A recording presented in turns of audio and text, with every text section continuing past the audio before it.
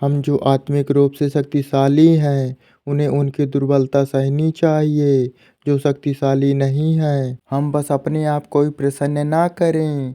हम में से हर एक दूसरों की अच्छाइयों के लिए इस भावना के साथ कि उनकी आत्मिक बढ़ोतरी हो, उन्हें प्रसन्न करें। यहाँ तक कि मसीह ने भी स्वयं को प्रसन्न नहीं किया था, बल्कि जैसा कि मसीह के बारे में शास्त्र कहता है, उनका अपमान, जिन्होंने तेरा अपमान किया है, मुझ पर आ पड़ा है। हर वह बात जो शास्त्रों में लिखी गई हमें शिक्षा देने के लिए थी, ताकि जो धीरज और बढ़ावा शास्त्रों से मिलता है हम उसे आशा प्राप्त करें। और समूचे धीरज और बढ़ावे का स्रोत परमेश्वर तुम्हें वरदान दे कि तुम लोग एक दूसरे के साथ यीशु मसीह के उदाहरण पर चलते हुए आपस में मिलजुल कर रहो, ताकि तुम सब एक साथ एक स्वर से हमारे प्रभु यीशु मसीह के परमपिता परमेश्वर को महिमा प्रदान करो। इसलिए एक दूसरे को अपनाओ जैसे तुम्हें मसीह ने अपनाया। यह परमेश्वर की महिमा के लिए करो। मैं तुम लोगों को बताता हूँ कि यह प्रकट करने को कि परमेश्वर विश्वसनीय है। उनके पुरखों को दिए गए परमेश्वर के वचन को दृढ़ करने को मसीह यहूदियों का सेवक बना, ताकि गैर यहूदी लोग भी परमेश्वर को उसकी करुणा के लिए महिमा प्रदान करें।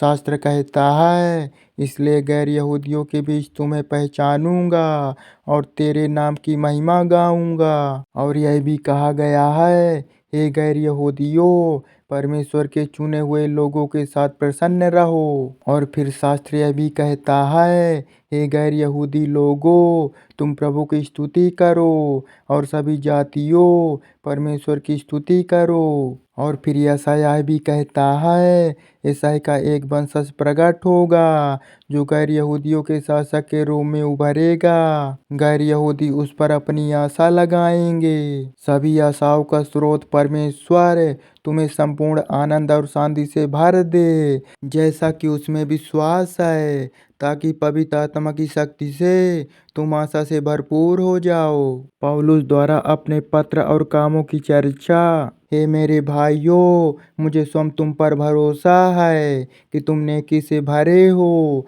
और ज्ञान से परिपूर्ण हो। तुम एक दूसरे को शिक्षा दे सकते हो, किंतु तुम्हें फिर से याद दिलाने के लिए मैंने कुछ विषयों के बारे में साफ साफ लिखा है। मैंने परमेश्वर का जो अनुग्रह मुझे मिला है उसके कारण यह किया है, यानी मैं गैर यहूदियों के लिए यीशु मसीह का सेवक बनकर परमेश्वर के सुसमाचार के लिए एक याजक के रूप में काम करूं, ताकि गैर यहूदी परमेश्वर के आगे स्वीकार करने के योग्य भेंट बन सकें और पवित्र आत्मा के द्वारा परमेश्वर के लिए पूरी तरह पवित्र बने।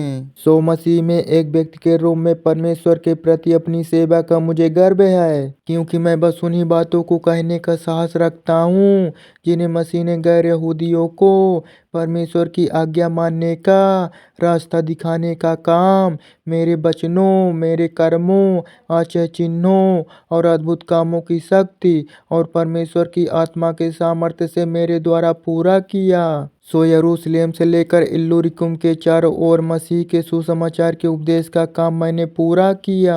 मेरे मन में सदा यह अभिलाषा रही कि मैं सुसमाचार का उपदेश वहां दूं जहां कोई मसीह का नाम तक नहीं जानता, ताकि मैं किसी दूसरे व्यक्ति की नींव पर निर्माण ना करूं। किंतु शास्त्र कहता है, जिन्हें उसके बारे में नहीं बताया गया वे उसे देखेंगे, और जिन्होंने सुना तक नहीं है वे समझेंगे।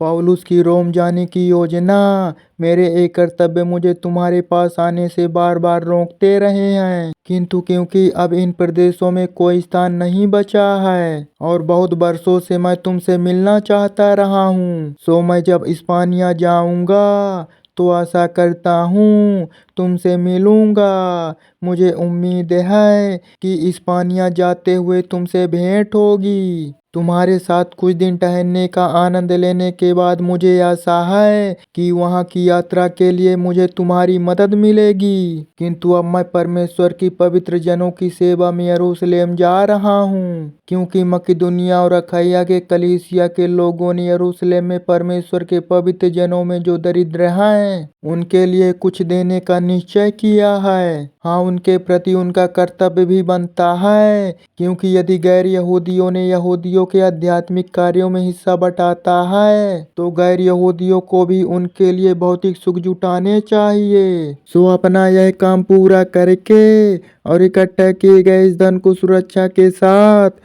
उनके हाथों सौंप कर तुम्हारे नगर से होता हुआ इस्पानिया के लिए रवाना होऊंगा। और मैं जानता हूँ कि जब मैं तुम्हारे पास आऊंगा तो तुम्हारे लिए मसीह के पूरे आशीर्वाद समेत आऊंगा। हे भाइयों, तुमसे मैं प्रभु यीशु मसीह की ओर से आत्मा से जो प्रेम पाते हैं उसकी साक्षी देकर प्रार्थना करता हूँ कि तुम मेरी ओर से परमेश्वर के प्रति सच्ची प्रार्थनाओं में मेरा साथ दो, कि मैं यहूदियों में अविश्वासियों से बचा रहूं और यरूशलेम के प्रति मेरी सेवा को परमेश्वर के पवित्र जन स्वीकार करें, ताकि परमेश्वर की इच्छा के अनुसार मैं प्रसन्नता के साथ तुम्हारे पास आकर तुम्हारे साथ आनंद मना सकूं। संपूर्ण शांति का धाम परमेश्वर तुम्हारे साथ रहे।